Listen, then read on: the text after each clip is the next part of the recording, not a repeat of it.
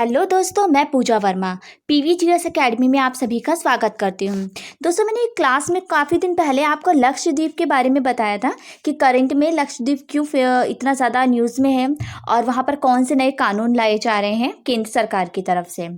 तो दोस्तों, मैंने उस टाइम आपको कहा था कि ये जो लक्षद्वीप है ये कोरल रीफ से बना हुआ है, जहाँ पे 36 द्वीप हैं और ये सारे के सारे आपके कोरल रीफ से बने हुए हैं। तो मैं आपको किसी दिन बताऊंगी कि कोरल रीफ क्या है और कैसे ये एक द्वीपों में मतलब चेंज हो गया।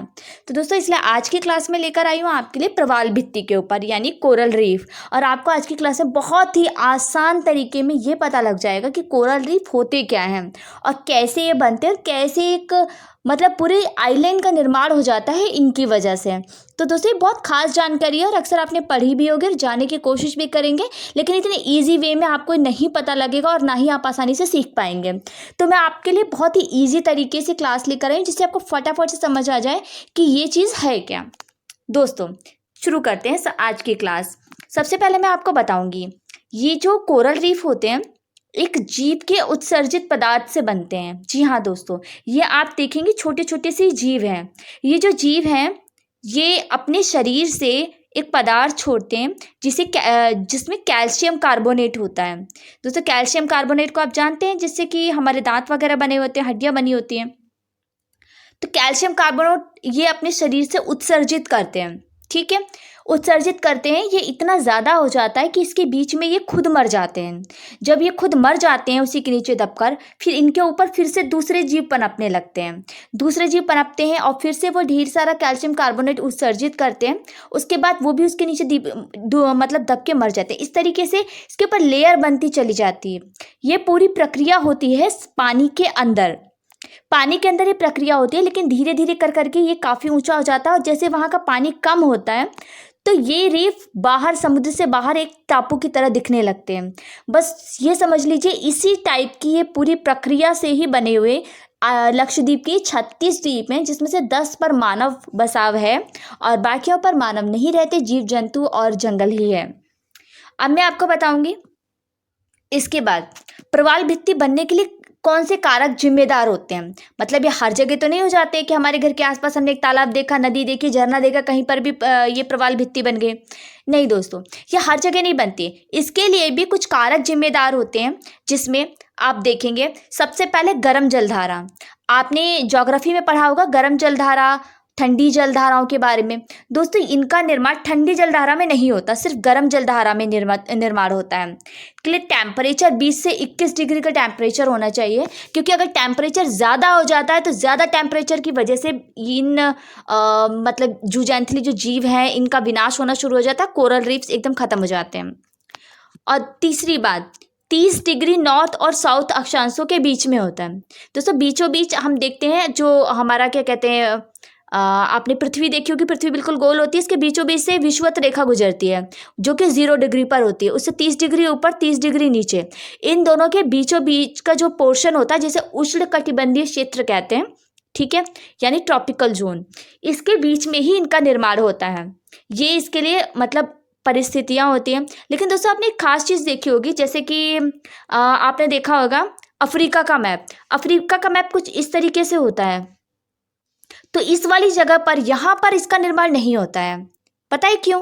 क्योंकि यहाँ पर गर्म जलधारा की जगह यहाँ पर ठंडी जलधारा जाती है, जिसे कनारी की जलधारा कहते हैं। यहाँ से निकलने की वजह से ये एक एक्सेप्शनल है कि यहाँ पर जबकि ये 30 डिग्री नॉर्थ साउथ के बीच में एरिया पड़ता है, लेकिन फिर भी यहाँ पर नहीं होता, क्योंकि यहाँ पर गर्म जलधारा की जगह ठंडी जलधारा प्रवाहित होती है। अब मैं आगे चलती हूँ, आपको ये बताऊंगी कि इसके टाइप क्या होते हैं, यानी जो कोरल रीफ होती है कितने प्रकार की होती है। तो सबसे पहले हम देखेंगे तटीय प्रवाल भित्ति, दूसरी होती है अवरोधक प्रवाल भित्ति और तीसरी होती है वलयाकार प्रवाल भित्ति। दोस्तों, जो तटीय प्रवाल भित्ति होती है ये तटों के समीप होती है और अवरोधक प्रवाल भित्ति जो होती है तटों के समानांतर यानी तटों के साथ साथ में चलती जाती है। आपने देखा कि ग्रेट बैरियर रीफ जो कि दुनिया की सबसे बड़ी है और ये पूरी पृथ्वी के सर्वाधिक क्षेत्र पर भी इसका विस्तार है और ये ऑस्ट्रेलिया में है। ऑस्ट्रेलिया के नॉर्थ ईस्ट साइड में आपने देखा होगा, ऊपर से पूरे नीचे तक बिखरी हुई है, काफ़ी लंबी है, जो कि दुनिया की सबसे लंबी ग्रेट बैरियर रीफ है।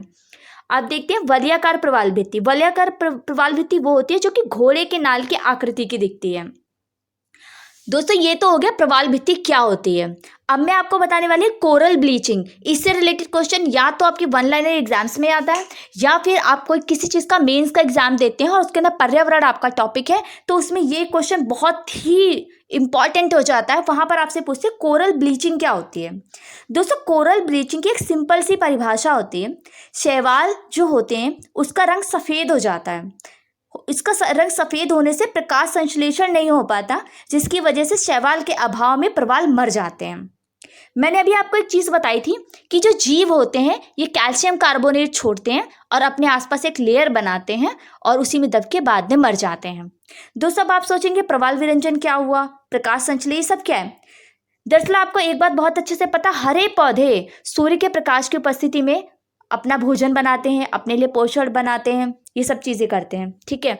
लेकिन क्या होता है जैसे भूमंडलीय तापमान बढ़ता है यानी ग्लोबल वार्मिंग होती है। दोस्तों ग्लोबल वार्मिंग की वजह से आपने अगर पढ़ा हो तो आपको पता हो 1997-98 में तापमान 2 डिग्री सेल्सियस की से बढ़ गया था।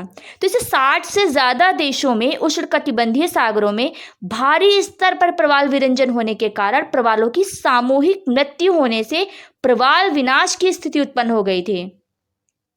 तो दोस्तों ग्लोबल वार्मिंग इसके लिए सबसे ज़्यादा महत्वपूर्ण तरीके, दरअसल क्या होता है देखिए, ये जो सबसे ऊपर वाली परत होती है, अभी मैंने आपको जैसे बताया, यहाँ पर कुछ शैवाल होते हैं, इन शैवालों का रंग हरा होता है, ठीक है। तो ये सूर्य के प्रकाश में भोजन बनाते हैं और इन्हीं को खाकर ये जो जूझांतली जीव होते हैं अपना भरण पोषण करते हैं और जीवित रहते हैं, ठीक है। यानी ये जो प्रवाल है ये इसी शैवाल को खा के जीवित रहते हैं। लेकिन जब टेम्परेचर बहुत ज़्यादा बढ़ जाता है तो बहुत ज़्यादा टेम्परेचर की वजह से, जैसे कि फॉर एग्जांपल हमें भूख लगी होती है, हम खाना खाते हैं, लेकिन कई बार बहुत टेस्टी चीज़ मिल जाती है, हमारी फेवरेट डिश होती है, तो हम क्या करते हैं मैक्सिमम मात्रा में उसे ले लेते हैं। और ज़्यादा मात्रा लेने से क्या होता है, पेट खराब हो जाता है, बीमार हो जाते हैं, डॉक्टर के पास जाना पड़ता है, वगैरह वगैरह। बस कुछ यही समझ लीजिए, ये जो शैवाल होते हैं जो अपनी लिमिट में भोजन करते हैं यानी प्रकाश संश्लेषण करते हैं तो ठीक है, लेकिन जब ग्लोबल वार्मिंग की वजह से इसकी मात्रा बढ़ जाती है यानी ज़्यादा टेम्परेचर होने की वजह से ज़्यादा प्रकाश संश्लेषण की प्रक्रिया होती है, ज़्यादा प्रकाश संश्लेषण की प्रक्रिया होने से ये ज़्यादा भोजन व पोषण तत्व का निर्माण करते हैं। ऊर्जा ज़्यादा हो जाने से ये जीव कैल्शियम की जो लेयर बनी होती है उसका साथ छोड़ देते हैं और इस सफ़ेद लेयर दिखने लगती है, इसे ही कोरल विरंजन कहते हैं। जब लेयर इनकी सफ़ेद हो जाएगी, भोजन बनेगा नहीं, जूज़ैंथली को पहुंचेगा नहीं, तो डेफिनेटली जो जूज़ैंथली मरेंगे ही ना बेचारे, सारे प्रवाल मर जाते हैं। इसे ही प्रवाल विरंजन या कोरल ब्लीचिंग कहते हैं।